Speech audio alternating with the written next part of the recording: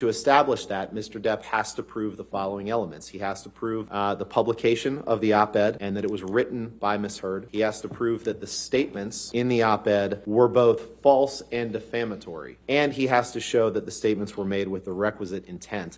In this case, actual malice on the part of Amber Heard. Now, the evidence adduced thus far, Your Honor, shows that Mr. Depp can't sustain a claim on these for two reasons. The court should grant the motion to strike because the undisputed evidence is that he did, in fact, abuse Amber. The court should deny defendant Amber Heard's motion to strike because Mr. Depp has come forward in his case in chief with multiple credible witnesses, documents, and authentic tape recordings of Ms. Heard herself, not only satisfying all of the requisite elements of his claim for defamation, including actual malice, but also going the extra mile of showing that Ms. Heard physically abused him.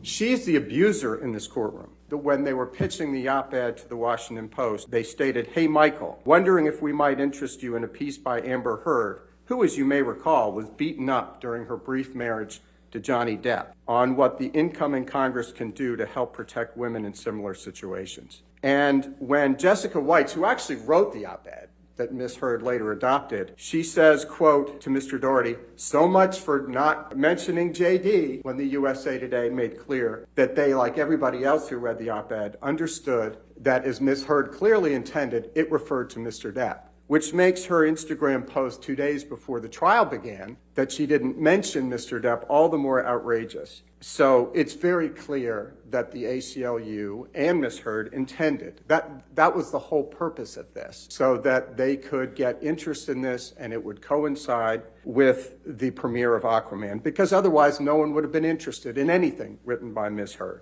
Mr. Doherty also testified that Ms. Heard only paid 1.3, actually she didn't even pay all that, out of the $3.5 million that she had pledged to the ACLU. And then they helped her lie about it. It's quite another for her to fail to honor her obligation to the Children's Hospital of Los Angeles with sick and dying children. That she failed to do as well.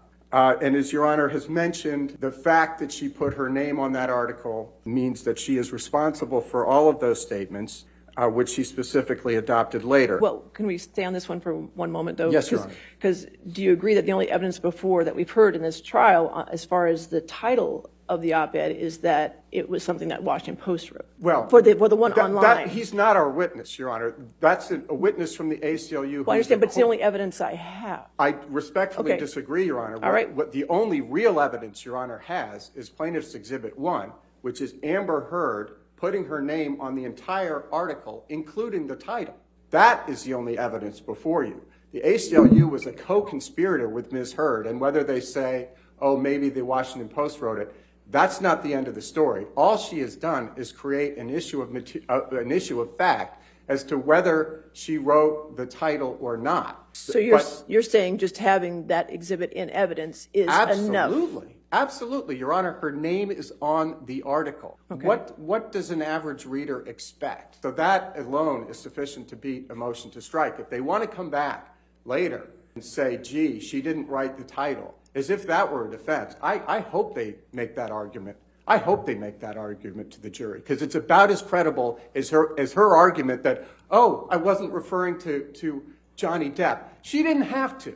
And the testimony of Terrence Doherty was very clear that when they took out the references to Johnny Depp, no one was interested in this article anymore. So she said, put it back in, make it more spicy so people would read. Otherwise, she couldn't get it in the Washington Post. It would be back in Teenage Vogue, which is the other publication that was considering publishing it, because no one was interested in what she had to say unless she was defaming Mr. Depp. For this motion, I've taken the arguments of counsel, and last night I reviewed all of the evidence that has been submitted in this matter. So as to the second and third alleged defamatory statements, at the motion to strike at this juncture, I view the evidence in the light most favorable to the plaintiff and reasonable inferences from the evidence to the plaintiff. And if there is a scintilla of evidence that a reasonable juror could weigh, then the matter survives a motion to strike. In this matter, there is evidence in the case that a jury could weigh that the statements were made by the defendant, that the statements were about the plaintiff, that the statement was published, that the statement is false, and the defendant made the statement knowing it to be false, or the defendant made it so recklessly as to amount to a willful disregard for the truth. The weight of that evidence is up to the fact finder. So the motion to strike is denied as to statement 2 and 3. Go ahead and let the jurors go to lunch and come back at 1:30. Does that sound okay? Amber Heard has been trying her best to change the narrative of the defamation case against Johnny for many days now, not the least of which is firing her PR team in order to try and get a better one to handle the onslaught of accusations and statements that were being said about her as Johnny presented his side of the story in the case. But just as the Depp team were stating that they were resting their side of things, Heard's team made a bombshell move by trying to get the whole case thrown out. We'll break it down for you, but before we do that, go ahead and do us a favor by leaving a like on the video, subscribing to the channel, and hitting the bell icon so you never miss an upload from us. And with that being said, let's get straight into the video. Number 5, the op-ed damage. Do recall that the crux of this case isn't about AB per se, but whether the allegations of AB by Amber Heard onto Johnny cost Johnny his career. On Monday, many statements were made by Depp's witness to enforce that fact, and on Tuesday, a nice round number was given. Depp lost some $40 million in expected earnings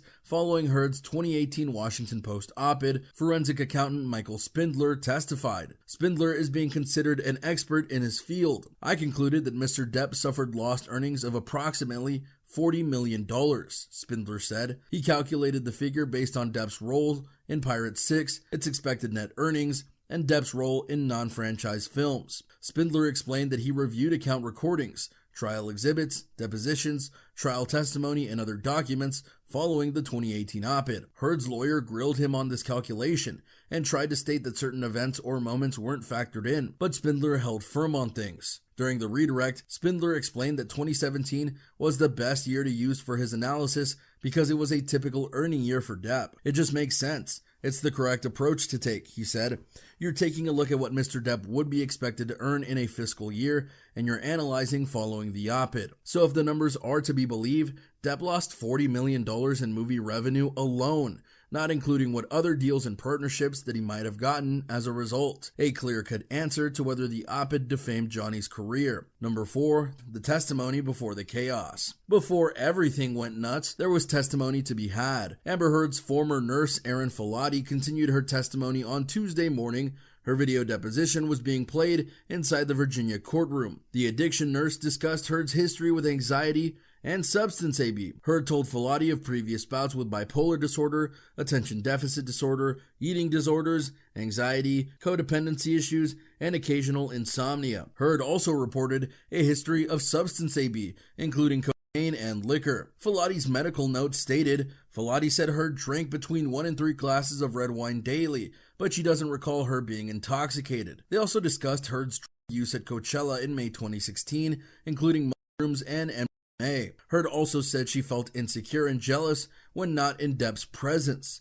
Filati's notes were read, which stated that Heard felt nervous about being alone as Depp was working on the movie set in London in 2014. Notes from 2015 show Heard voiced concern to Filati about her ability to trust Depp. Following the arguments in Australia, Filati recalled the treatment team deciding that Heard and Depp should not be around each other. Heard returned to LA and Depp remained in Australia. Filati also noted that Heard's mood has been labile, or swinging on a pendulum, sad at one moment, then transitioned to happy. Filati was questioned regarding her notes from December 17, 2015, when she visited Heard at her home. Heard had visible bright red blood appearing at the center of her lower lip as a result of an altercation with Depp, Filati's notes read. Heard also told Filati that her head was bruised and she lost clumps of her hair during an argument with Depp. Filati looked at her scalp but was unable to visualize the hematomas Heard described in her medical notes. She encouraged Heard to see Dr. Kipper or go to the emergency room. As notes were reviewed from April 2016,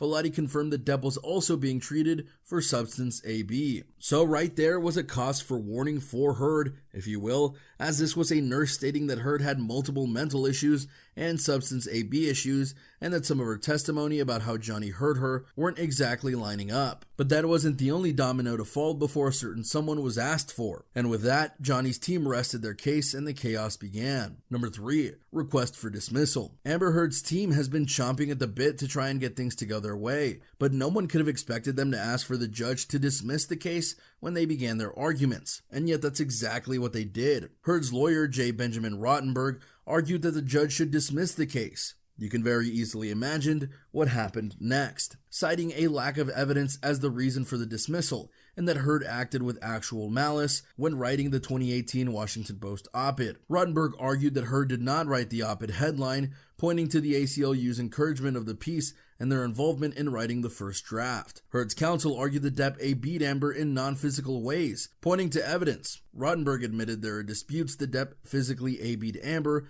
but said there is evidence of emotional, mental, and psychological A-B, presented in recordings and menacing statements. He said that any A-B by Depp, even one time, would result in Heard winning the case. Then she wins on those claims. It's that simple, Rottenberg said Tuesday, claiming there is overwhelming evidence. Naturally, Depp's lawyers vehemently denied this and stated that the trial must proceed because she is the A-B'er, and so on and so forth. The judge eventually ruled that the trial would continue and that Heard's team must make their case. Number 2, why the pivot? Now there is a lot to unpack here, and for various reasons, not the least of which is that this was a very sudden thing that Heard's legal team did, and it's really striking people a lot of ways. As we noted in our intro, Heard just fired her PR team and hired a new one who has a history of going up against Johnny to help her manage the headlines against her. And yet the first chance they get, they try and dismiss the case? Did they really think that would go over well with the courts, with the people, and beyond? But there's another pivot here that hopefully you caught. Heard's lawyer said that she wins the case